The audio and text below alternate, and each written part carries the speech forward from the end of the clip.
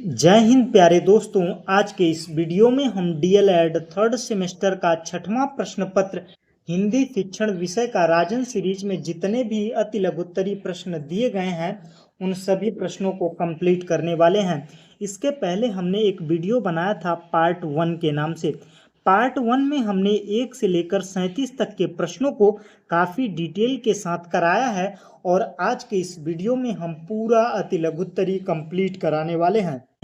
तो चलिए बढ़ते हैं प्रश्नों की ओर। तो 38वां प्रश्न है, एक दंत एवं नील कमल में प्रयुक्त समास के नाम बताइए। मतलब पूछ रहा है कि एक दंत और नील कमल में कौन कौन से समास हैं।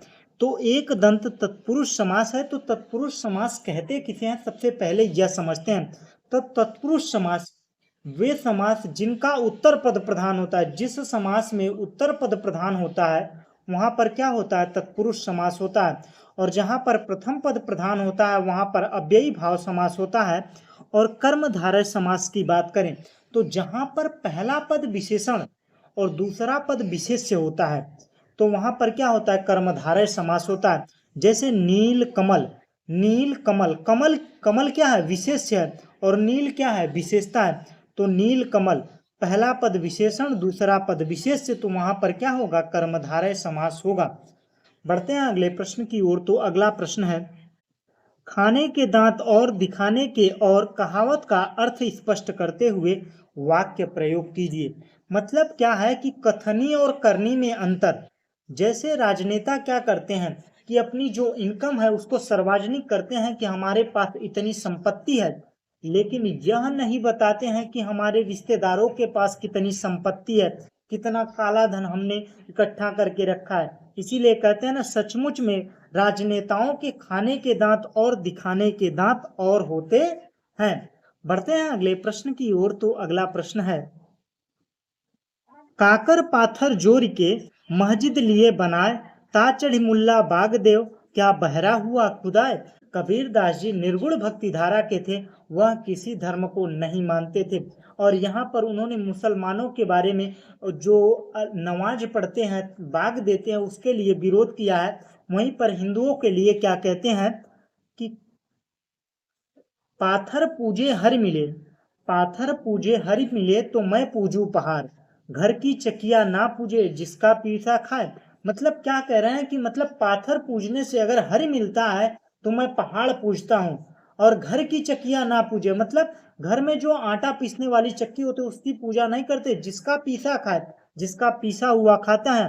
तो मतलब किसी भी धर्म को वो मानते नहीं थे, वो निर्गुण भक्ति धारा के थे। तो यह जो पंक्ति थी किसकी थी, कबीर दास जी की थी। आवाज उठाना मुहावरे का अर्थ और प्रयोग कीजिए। आवाज उठाने का मतलब है विरोध करना। उसने शिक्षा में चल रही भ्रष्टाचार के प्रति आवाज उठाया, मतलब उसका विरोध किया। जो भ्रष्टाचार चल रहा है उसके प्रति विरोध जताना का मतलब है आवाज उठाना। बढ़ते हैं अगले प्रश्न की ओर। तो अगला प्रश्न है, वाक्यांश के लिए एक शब्द से क्या अभिप्राय है, समझाइए। भाषा को रोचक और प्रभावी बनाने के लिए शब्द समूह का एक शब्द प्रयोग करते हैं। ईश्वर में विश्वास रखने वाले को क्या कहा जाता है, आस्तिक का प्रयोग कर देते हैं। जहाँ पर मतलब ऐसे लिखा जाए कि जो लोग ईश्वर से विश्वास नहीं रखते हैं तो कहा जाए कि आस्तिक लोग, बस इतने में आस्तिक लोग, मतलब पूरा समझ में आएगा। जो लोग ईश्वर में विश्वास रखते हैं वो क्या है, आस्तिक लोग। जो लोग ईश्वर में विश्वास नहीं रखते हैं वो नास्तिक लोग। मतलब एक शब्द में ही सारा वाक्य क्लियर हो गया। तो इससे क्या होता है कि जो भाषा है वो रोचक और प्रभावी लगती है। क्रिया के कितने रूप हैं, तो क्रिया के 8 रूप हैं। समास किसे कहते हैं, दो शब्दों के बीच विभक्ति को हटाकर एक शब्द रूप कर देना, एक शब्द रूप कर देना ही क्या कहलाता है, समास कहलाता है। कि मतलब दो शब्दों के बीच में जो विभक्ति आती है उसको हटा देना, उसे एक शब्द बना देना, ये क्या कहलाता है, समास कहलाता है। समास का मतलब ही होता है संक्षेप करना या संक्षेपीकरण। बढ़ते हैं अगले प्रश्न की ओर। तो अगला, समास का मुख्य कार्य क्या है। समास का काम ही है संक्षेप करना या संक्षेपीकरण, शब्दों को संक्षेप में लिखना जिससे वाक्य क्या हो, अधिक प्रभावी लगे और सुंदर लगे। तो चलिए समझते हैं कि समास का मुख्य कार्य क्या है। शब्दों को संक्षिप्त और सुंदर रूप में रखना ही समास का मुख्य कार्य है। जैसे मैंने मुंबई में गगन को चूमने वाली इमारतों को देखी। इस वाक्य में गगन को चूमने वाली शब्दों के स्थान पर क्या कर सकते हैं, सामासिक शब्द का उपयोग कर सकते हैं, गगन चुंबी। तो वाक्य क्या हो जाएगा, संक्षिप्त हो जाएगा और सुंदर भी लगने लगेगा कि मैंने मुंबई में गगन चुंबी इमारतों को देखा। मतलब देखिए वाक्य भी कितना छोटा हो गया और वाक्य भी सुंदर और प्रभावी लगने लगा। तो ये किसके कारण हुआ, समास के कारण हुआ। इसी प्रकार से जैसे हमने ऊपर पढ़ा कि अनेक शब्दों के एक शब्द, जैसे जो ईश्वर में विश्वास रखते हैं उन्हें आस्तिक कहा जाता है, तो वो भी क्या कर रहा है कि शब्दों को, वाक्यों को छोटा कर दे रहा है, जिससे वाक्य काफी प्रभावी लग रहे हैं, सुंदर लग रहे हैं। तो चलिए बढ़ते हैं अगले प्रश्न की ओर। तो अगला प्रश्न है, आधुनिक मीरा किसे कहा जाता है। तो आधुनिक मीरा महादेवी वर्मा को कहते हैं। तुलसीदास जी का जन्म कब हुआ था। तो तुलसीदास जी का जन्म 1554 ईस्वी को हुआ था। रचना की दृष्टि से शब्द के भेद बताइए। तो रचना की दृष्टि से शब्द तीन प्रकार के होते हैं। यौगिक शब्द, यौगिक शब्द कौन होते हैं, जो दो शब्दों के मेल से बने होते हैं, वो क्या कहलाते हैं, यौगिक शब्द कहलाते हैं। ऋण शब्द, जिनमें किसी शब्दों का योग नहीं होता, वो क्या कहलाते हैं, ऋण शब्द कहलाते हैं। जैसे जल, आम, ये सब क्या हुए, हमारे ऋण शब्द हुए। और यौगिक शब्द कैसे हुए, विश्वविद्यालय, पुस्तकालय। जब दो शब्दों के मेल से जब कोई शब्द बनता है तो कैसा शब्द होता है, यौगिक शब्द। और जो किसी भी बिना किसी योग के जो शब्द बनता है वो क्या कहलाता है, रूढ़ शब्द कहलाता है। उसके बाद में दोनों को जोड़कर एक शब्द आता है, योग रूढ़ शब्द। जो मैंने पार्ट 1 बनाया उसमें दूसरा ही प्रश्न है, योग रूढ़ शब्द किसे कहते हैं। योग रूढ़ शब्द का मतलब है दो शब्दों के मेल से बनता है लेकिन किसी विशेष की ओर संकेत करता है। जैसे हिमालय, हिमालय दो शब्दों से मिलकर बना, हिम धन आलय, बर्फ का घर। मतलब ऐसा जगह जो बर्फ से घिरा हुआ हो, जहां पर बर्फ रहते हों। तो बर्फ तो वह अनेक जगहों पर गिरती है, अनेक स्थलों पर गिरती है, तो सब जगह को तो हिमालय कहा नहीं जाता। लेकिन भारत में जो चोटी है, हिमालय पहाड़ी है, वहां पर बर्फ गिरता है, इसलिए उसे क्या कहा गया, हिमालय कहा गया। तो क्या है, यौगिक ऋण, योग ऋण शब्द है। इसे योग ऋण शब्द में पंकज का भी उदाहरण हमने दिया है, वहां पर समझाया है बेहतर तरीके से। तो अगर आप लोगों ने वीडियो नहीं देखा तो उसको जाकर देखिए, वीडियो काफ़ी बेहतर तरीके से हमने बताया और काफ़ी बेहतर तरीके से समझाया। अगर आप लोगों को ये भी वीडियो अच्छा लग रहा हो तो लाइक करिए, दोस्तों के साथ शेयर कर दीजिए, अपने ग्रुप में शेयर कर दीजिए, जिससे और दोस्तों को भी बेनिफिट मिल सके और हमें भी प्रोत्साहन मिल सके, आप लोगों के लिए वीडियो ऐसे लाता रहूं। तो चलिए बढ़ते हैं प्रश्नों की ओर। तो अगला प्रश्न है, मौन वाचन की दो विशेषता बतलाइए। तो मौन वाचन की दो विशेषता, मौन वाचन की विशेषता जब है कि जब आप मौन वाचन करते हैं तो समय की बचत होती है, इससे समझ का विकास होता है और किसी दूसरे को पढ़ने में असुविधा नहीं होती है। मौन वाचन से क्या होता है, समझ का विकास होता है, समय की बचत होती है और दूसरों को असुविधा भी नहीं होती है। लोकोक्ति की दो विशेषता बताइए। लोकोक्ति होती क्या है, सबसे पहले यह समझिए। लोकोक्तियां वो होती हैं जो हमारे समाज के द्वारा, जो हमारे समाज के द्वारा लाई जाती, कहीं पर लिखी गई नहीं होती, लेकिन पूर्वजों के द्वारा कही जा रही बातें हमारे तक पहुंचती हैं, वो क्या कहलाती हैं, लोकोक्ति कहलाती हैं। यह हास्य और व्यंग्य में युक्त होती हैं। लोकोक्तियां कैसी होती हैं, हास्य होती हैं और व्यंग्यात्मक होती हैं। प्राचीन परंपराओं से जुड़ी होती है। मैंने बताया ना, ये लिखित नहीं होती, केवल पूर्वजों के द्वारा पीढ़ी दर पीढ़ी हमारे तक पहुंचती हैं। बढ़ते हैं अगले प्रश्न की ओर। तो अगला प्रश्न है, हरिऔध जी का पूरा नाम बताइए। हरिऔध जी का पूरा नाम है अयोध्या सिंह उपाध्याय हरिऔध। उन्नति और कृष्ण शब्दों का विपरीतार्थक शब्द लिखिए। विपरीतार्थक का मतलब होता है विलोम शब्द लिखिए। उन्नति का विलोम शब्द होगा औन्नति और कृपण का विलोम शब्द होगा दाता। सावन और किसान का तत्सम रूप लिखिए। तत्सम मैंने बताया था ना, ऐसे शब्द जो संस्कृत से वैसे ही ले लिए गए हों, जैसे संस्कृत में लिखे जाते हैं वैसे हिंदी में उपयोग किए जाने लगे तो क्या कहलाते हैं, तत्सम शब्द कहलाते हैं। और ऐसे शब्द जो संस्कृत में कुछ लिखे जा रहे थे लेकिन हिंदी में आने के बाद वो बदल गए तो क्या कहलाते हैं, तद्भव शब्द कहलाते हैं। उसके बाद देशज की बात करें तो देशज जो शब्द हमारी क्षेत्रीय बोलियों से लिए जाते हैं उन्हें क्या कहा जाता है, देशज कहा जाता है। तो मैंने देशज भी समझा, तत्सम तद्भव भी समझा दिया। तो सावन को क्या कहा जाता है संस्कृत में, श्रावण। और किसान को क्या कहा जाता है, कृषक। तो सावन क्या है, तद्भव है, लेकिन श्रावण क्या है, तत्सम है। किसान क्या है, तद्भव है। कृषक क्या है, तत्सम है। आंसू काव्य के रचयिता कौन है, तो आंसू काव्य के रचयिता जयशंकर प्रसाद है। ध्रुव स्वामिनी के रचयिता कौन है, जयशंकर प्रसाद है। बढ़ते हैं अगले प्रश्न की ओर। आकाश से तारे तोड़ लेना मुहावरे का अर्थ बताते हुए अपने वाक्य में प्रयोग कीजिए। आकाश से तारे तोड़ लेना का मतलब है असंभव कार्य कर देना। उसने, या ऐसे कह सकते हैं कि इस उदाहरण को न लेते, उसने यूपीएससी पास करके आकाश के तारे तोड़ लिया, मतलब असंभव कार्य कर दिया। असंभव था उसके लिए लेकिन उसने कर दिया।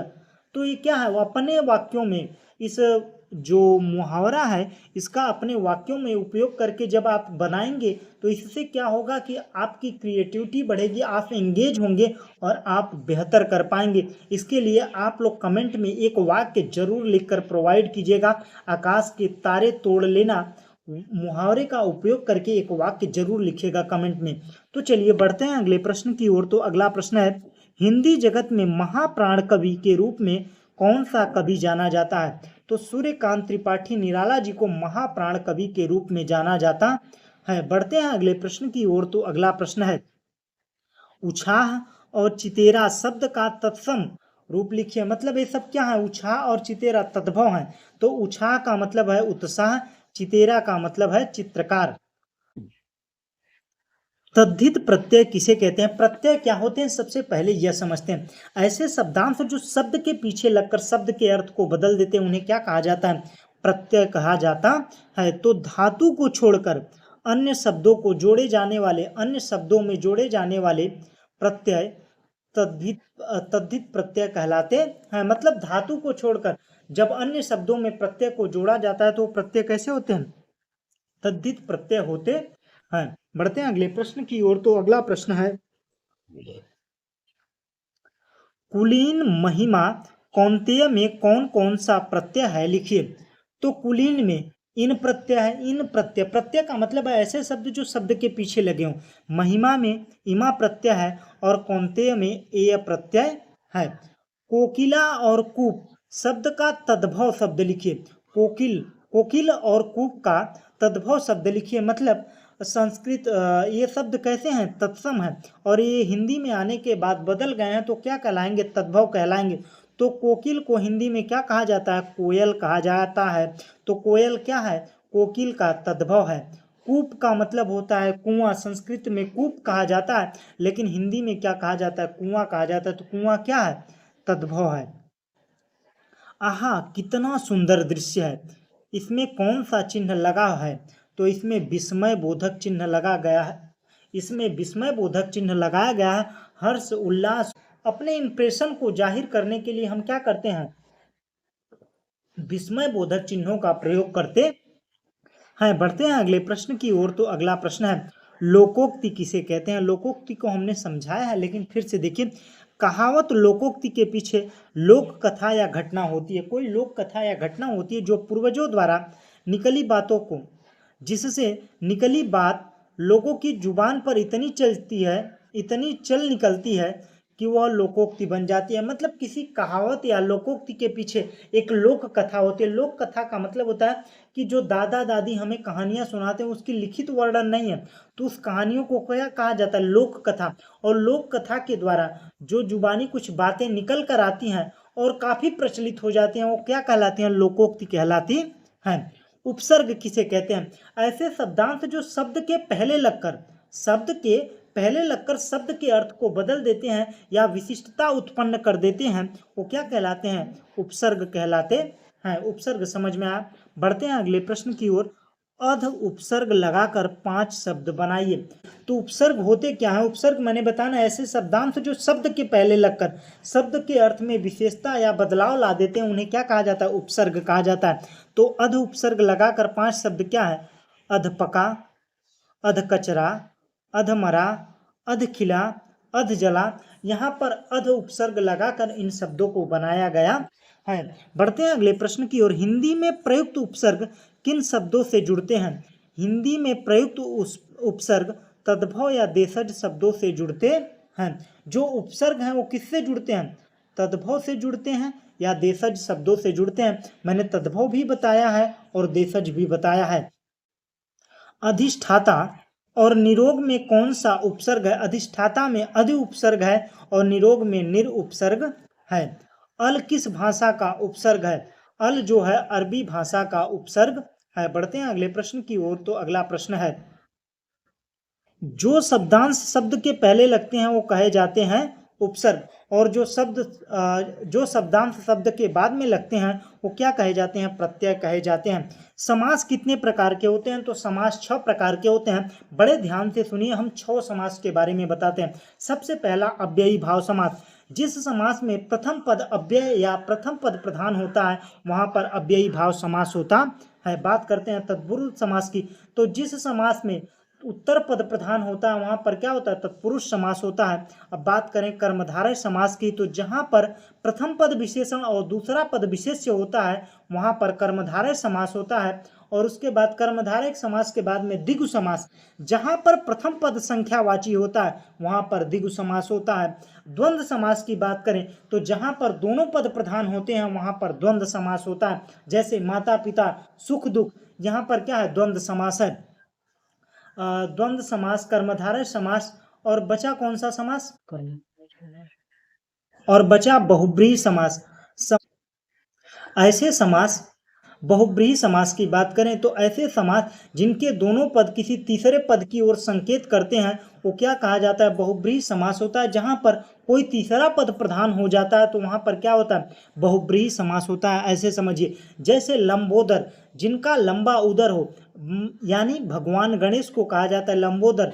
चंद्रशेखर, भगवान शंकर को कहा। ये सारी चीजें क्या हैं? बहुब्रीहि समास है। ये सारी चीजें क्लियर हुई। बढ़ते हैं अगले प्रश्न की ओर। तो अगला प्रश्न है, चतुर्भुज और लंबोदर में कौन सा समास है? तो चतुर्भुज और लंबोदर में चतुर्भुज जहां पर प्रथम पद संख्यावाची होता है, लेकिन यहां पर कह सकते हैं कि द्विगु समास भी हो सकता है। चतुर्भुज की बात कर रहा है, लेकिन यह चतुर्भुज किसी और की ओर संकेत कर रहा है, मतलब भगवान विष्णु की ओर संकेत कर रहा है, तो इसीलिए चतुर्भुज का मतलब अलग होगा। उसी प्रकार से लंबोदर की बात करें तो लंबोदर जिसका लंबा उदर हो, यहाँ पर कर्मधारय समास हो सकता था, लेकिन ये जो शब्द है किसी तीसरे शब्द की ओर संकेत कर रहा है, यानी भगवान गणेश की ओर संकेत कर रहा है, इसलिए यहाँ पर क्या है?